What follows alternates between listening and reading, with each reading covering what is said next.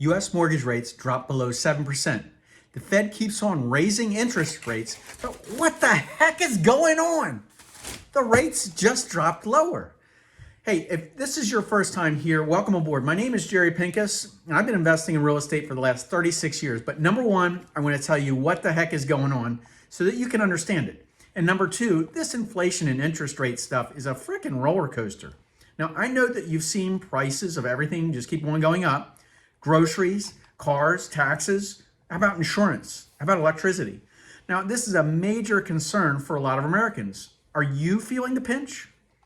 Now, you need more and more money and more cash to buy the same stuff.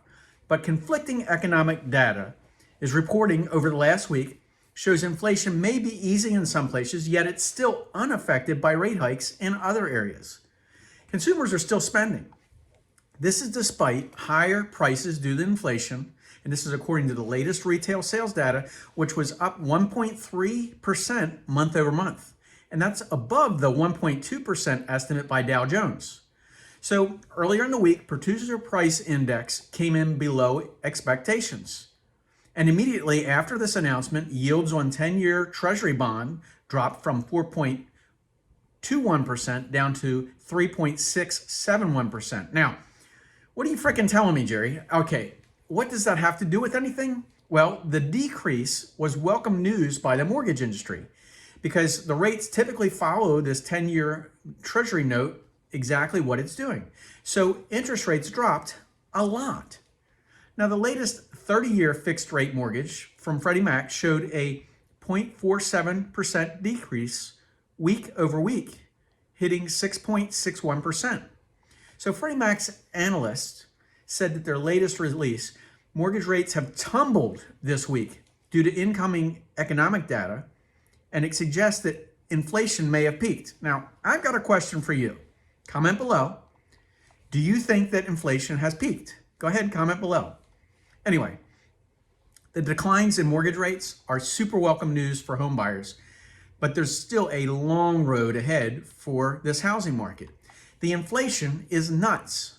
The Federal Reserve keeps on raising the interest rates to continue to raise interest rates into the future. Now, keep in mind, the average 30-year fixed rate mortgage is not necessarily what buyers will receive as their next interest rate. Now, this depends a lot on the type of loan, credit history, and other financial factors, and it could be higher, it could be lower. However, take caution if you're buying a house or looking to buy a house and you're looking at rates. Do your research. If you see rates advertised at a much lower percentage points, do your research. What else is being tacked on? So a lot of times lower rate does not always make the financial best decision. Just look at everything, or ask your local real estate expert, because they know what to look for and what to stay away from, since they do this every day. For example, realtors on my team know the local loan officers and can walk them through the process of all the possible scenarios.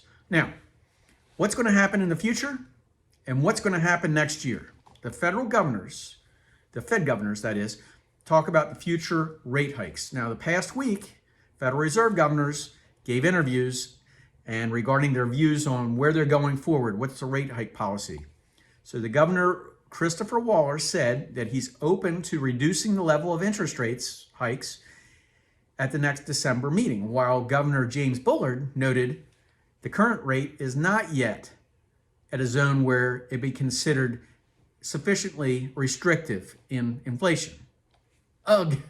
Now, both Waller and Bullard are voting members of the Federal Open Market Committee. Bullard says 5% could be sufficient, the end rate, with 7% being the top end, in order to control inflation to discourage potential inflation in 2023.